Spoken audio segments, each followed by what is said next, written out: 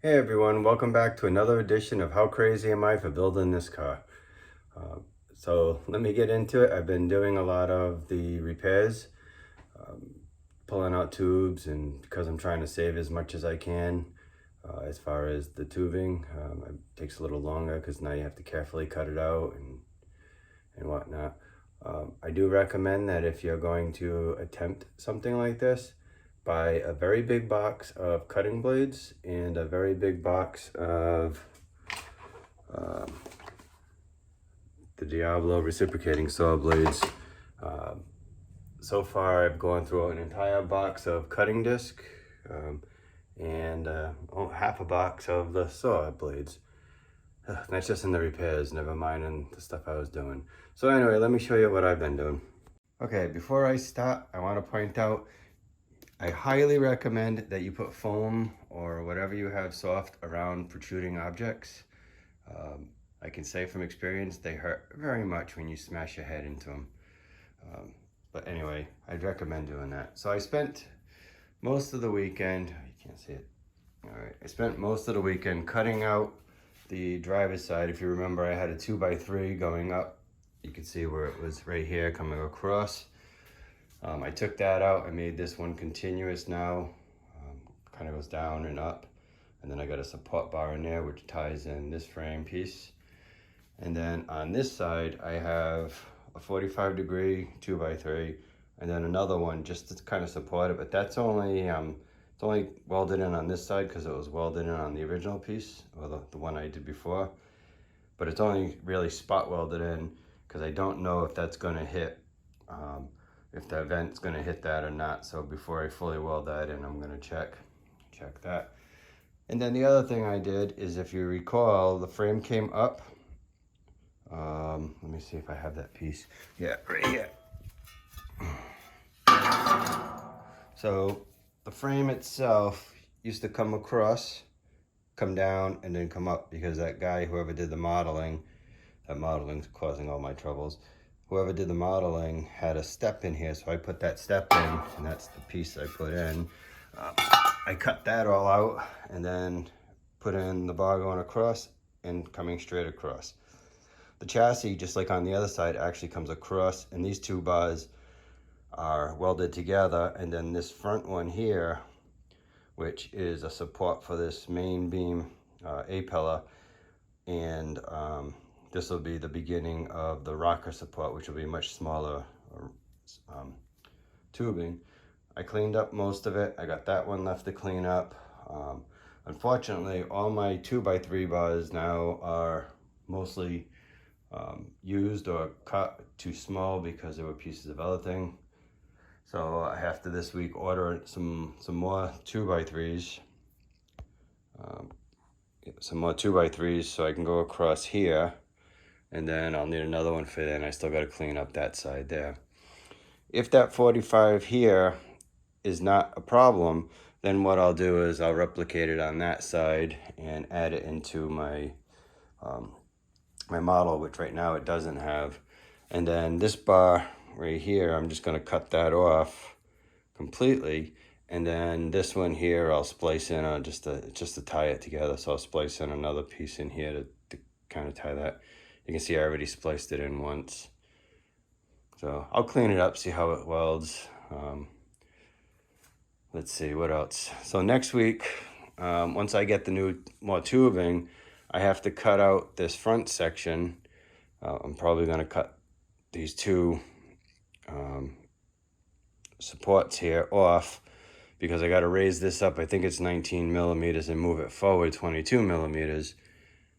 So I'll do all that. This is the only bar here that I don't have to move. So that'll be next week's project. I have to move this whole front piece. That'll all go forward. I think I'll be able to save most of that other than these two ties right here on either side. Oh yeah, and there's two more here I'll have to cut out and then move that forward. Oh, that's gonna be fun. It's a lot of cutting there. So once all that's done, then I'll be able to put the body back on. I'll put the roof section on. Well, I'll probably put the roof section on this weekend, so I can check to see just how far this tube can go, get that all welded in before I attack the front piece. And then once I finish the front piece, this front piece is what I'm calling the front piece here. Once I finish that, then I can get back to doing the suspension, which is where I was before. Oh, so much work, but it's getting there. I got to do some more patching in here. Got to tie this together. I just ran out of steam today. Plus, I'm out of the 1x1.5 tubing, so I got to order more of that. I just have a strap in here because I was doing some welding. I just wanted to make sure it didn't pull forward like I had the problem before. I just didn't take it off. So little by little, I'm getting there. I'm getting tired. It's so hot. You work for a while, you're dying of sweat. I mean, even standing out here just talking is warm out here. Oh yeah, I did want to point out a couple other things you're going to need. This is the box of, I think they're just Chinese ones, but they actually work pretty good. I'll show you the brand. Right there. I got them on Amazon. They actually last pretty long. Probably as long as the DeWalt ones I used. But this is a whole box full, and you can see how many I have left. And I only broke one, and that was my fault, not the blade's fault. But you're gonna need some grinding discs. This is what they look like once you've killed them. That's more what it looks like. It takes down some welds nicely. My cutoff one, I probably should have a third right angle grinder for this one, which is great for cleaning up any of the welds if you're using flux core like I am. I don't know if you'd need it if you're just using regular gas, but because I'm using flux core to do my welding, I need it, which also makes the garage nice and smoky when you're doing this. Oh yeah, and I have a huge assortment of flat disc. I got those on Amazon too. I use that mostly for cleaning up the mill slag on or the mill, whatever they call it, the dirtiness on the pipes. So you'll need all those, probably about $100 or so, and all that stuff, and a face shield, because this little wire wheel likes to throw things all over the place, and it will hit you. Another thing I would recommend, which I don't do, is wear my welding jacket when it's 100 degrees in the garage, because it's 100 degrees in the garage.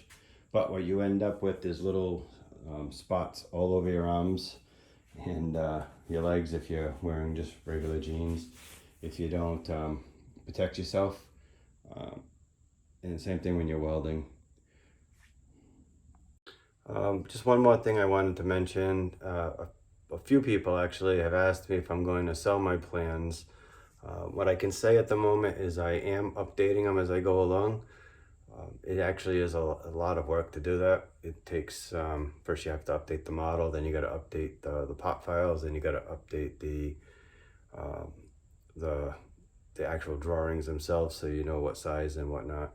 So it does take a considerable amount of time, but all the changes that I've made so far are in the model, which is good. So now I can keep track of those. I just need to update the blueprints. And then if I do decide to sell it, which I haven't yet, I'll have to figure out how much. A couple of people have asked me that, and I just don't know yet. I don't know what other plans are going for on the internet, but I want to at least finish building one before I do anything. And a couple of people asked me if I'd build them a chassis, but no, I'm not into doing that. I'm having enough trouble with mine. But if you follow the plans and can weld, then you should be able to do it. But anyway, like and follow, and wait for the next update. Thanks, everyone.